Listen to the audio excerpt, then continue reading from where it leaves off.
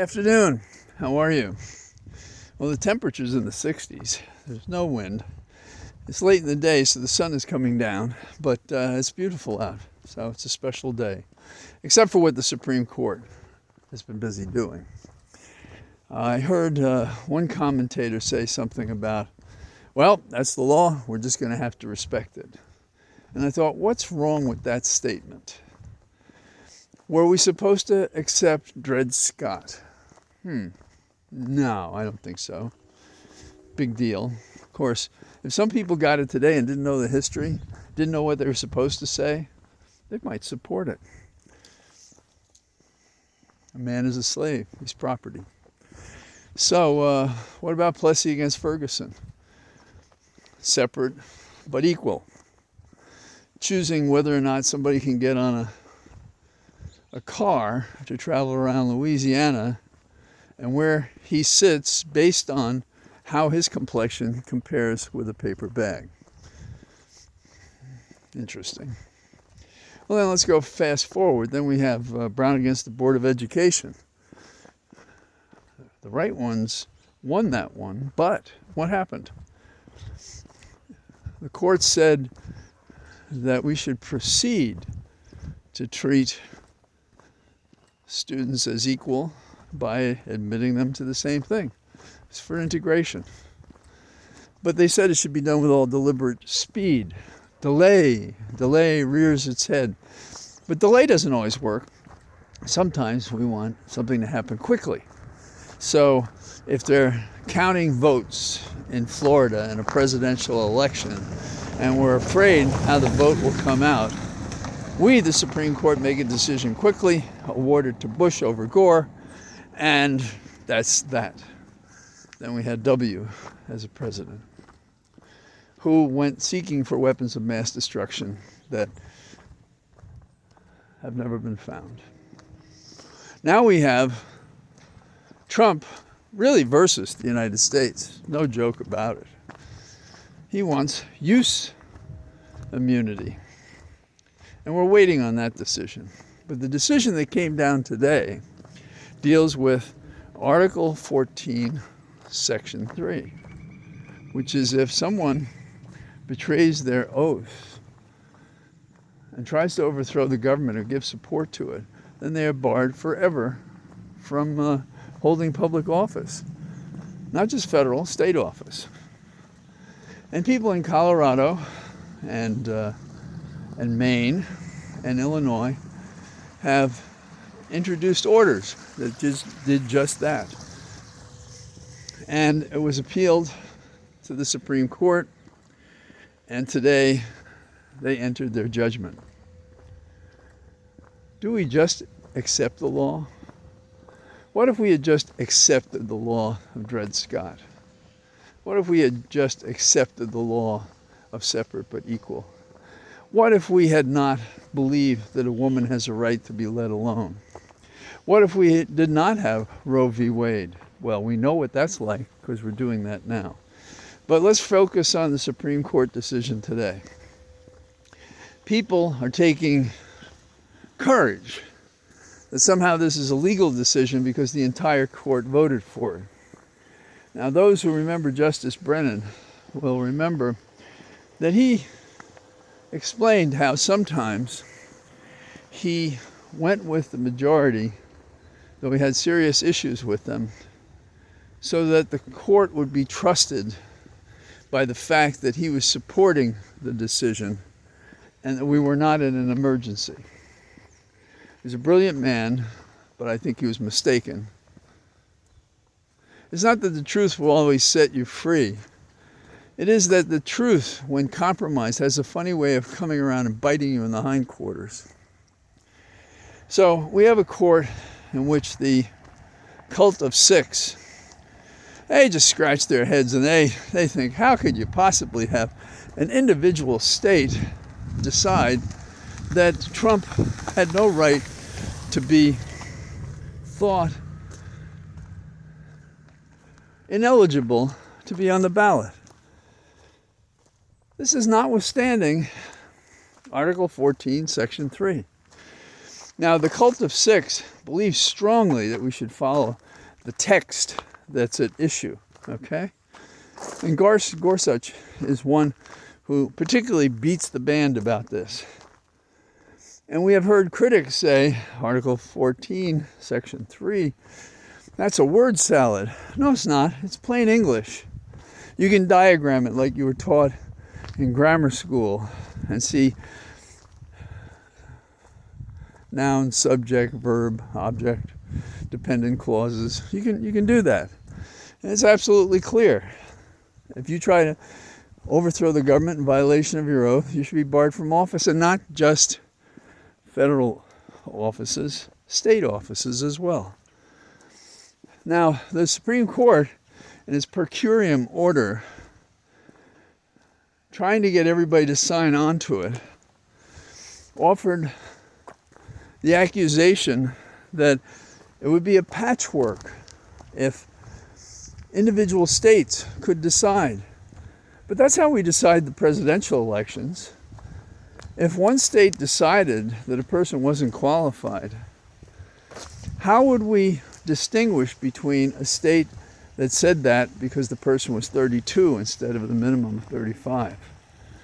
How would a state distinguish that if the person was born in an island off the coast and never a natural born American citizen? Now, if you go to Article 3, Section 2, you'll see that we have a problem here. And it's not a patchwork.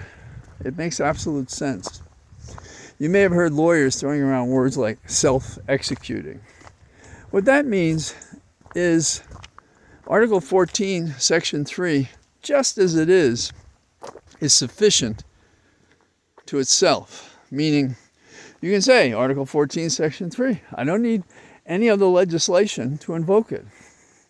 Nothing. Self-executing. So what does the Supreme Court do? Oh, Congress is going to have to figure this out.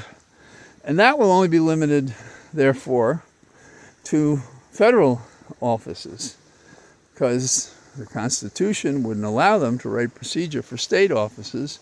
And plainly, Article 14, Section 3 applies to all offices, federal and state. And how is that consistent? Well, here's the other rub. The conservatives don't like Article 14 because that article extended to the states the rights and provisions that apply to the states as well as the federal government. That's what we learned from the Civil War. That's what is the cost of unity. So, this Article 14, Section 3 is not a theory as it's described by the Supreme Court. These are black and white words. Anybody who didn't have a political motive knows what they mean and what they say. So, when somebody says that's the law of the land, we have to accept it. No, we don't. I'm not proposing you do anything illegal. I'm proposing you use the levers and powers given us in the Constitution and the articles amending the Constitution. We use the law as it's written, as it's said. How are we going to do that? We're going to throw every one of these bastards off the court. That's one of the ways we're going to do it.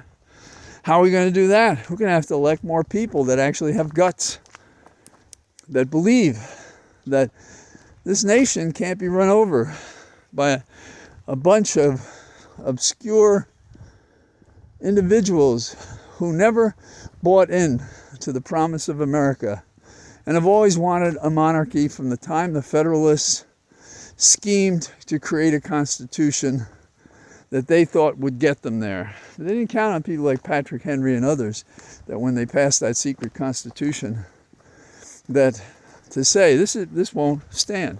This is not good enough. Now, you might say, well, what did the lower court do in Colorado?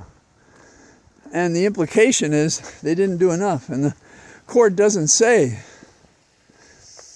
well, the Cult of Six does not say that what happened here was an abridgment, an attack upon, an effort to overthrow our government so that we could enthrone Trump as president, though he lost the election. So what did the court in Colorado do? Well, their decision was not specious because the Colorado court had a 5-day trial and established the facts, which everybody in America knows. We've all seen it. This is not like some secret murder mystery. This is all out there in the open. We had a seat on the 50-yard line as Trump was committing his crimes. Now, the Supreme Court suggests that Trump is not an officer of the United States. By Constitution, Trump did once wrongly fulfill the oath of office as the chief executive of the executive department, one of the 3 departments in the United States. That's not an officer of the United States. That's why lately I feel like I'm watching a 3-card Monte game in which the con is always done by the government and by spokespersons, somehow or other associated, appointed, or beholden to Trump. And they say these ridiculous things. Not an officer of the United States. What the hell is the president then? Now, the 14th Amendment, like I said, did expand federal power. And they had learned from before the Civil War and during the Civil War what was wrong with America, and they tried to set it right. Now, the duel after the Civil War, after Lincoln was assassinated, well, then we had Johnson, who was part of a political bargain in the sense of he would help bring the South with Lincoln to continue the government. But that was over after a play in Washington, D.C. And Johnson then was in control. And he had a different view about how to reconcile the discord in the Union. Now, it's pretty interesting how we look at the Constitution, and we certainly allow the individual states to decide if you get on the ballot. So, Article 2, Section 1 says that you have to be no younger than 35. It says you have to be a natural-born citizen. Article 14, Section 3 says, and by the way, if you bring down holy fire upon America, you try to overthrow our government, and you took an oath to support it, you're barred from office forever. Now, we understand the cult of 6 fulfilling their contract to Trump. But what about the 3, the liberals on the court, Sotomayor, Kagan, and Jackson? What were they doing? I think they were doing what Brennan did years ago. They found a way to be critical, but not dissent, and give the impression to the nation that I think they thought was more important. Yes, there's a lot of mind reading here, but I'm reading through Brennan's mind what a person on the court thinks when they're the dissenters in the misconduct of the court. And they are trying to tell us we have these criticisms, but we're standing with the court, but the court has gone too far, which is like a placeholder for the next skirmish for the 3 liberals to lose. Now, I'd like to think justices in the past that I admired, if on the court, would have handled this very differently and would have said 2 things. One, each state can consider who should be on the ballot.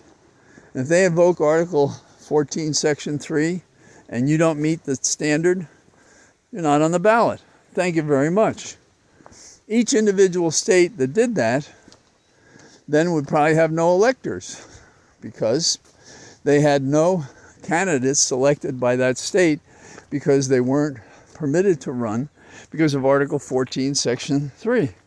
So they'd have to win other states, which is not unlike the elector system we have now. So going forward, what's going to happen? Well, we don't want the diminished view of people trying to cajole us into believing that the court was stable and trustworthy, because it's not. It's absolutely not. We have seen grown men cry at what's happened to the court. Men who are judges, who care about this country, who believe in this country. And those 6 members of that court should be gone. Gone. And we have to elect a lot more people, because we have to make that a court of 13 to outweigh the criminals, the hacks, those who have no respect for law and order, the Constitution, decorum, fair play, justice, and any other associated virtue that makes a court worthy of the trust of its citizens. Right now, we do not have a Supreme Court. We should not just accept it. And what does that mean? It means what I said at the outset. We have to war in a civilized way, using the powers that we have to get rid of the effect of this court, if not the members of it. Time will take care of part of that. And who we appoint will be dependent upon who's in the White House after this 2024 election. So mark my words, we lose this election, we will lose our freedom. And we may not regain it. Some of us may go to our, quote, eternal reward, as some call it. And over our shoulder we'll see the men and women who failed the nation. And this young democratic experiment will have failed. But we're in a position to do something about that, and we must. We must fight these people, these soulless, evil, conniving people who use springs and wheels to get the power for themselves without concern for what is right and just and the American dream. So I am out, and there's some green beginning to show on the ground and in the bulbs. So that's kind of exciting. So in the days ahead, we're going to have more beautiful pictures to look at, I think. And so I say goodbye to you for today from my Cathedral of Trees. All the best. Bye-bye.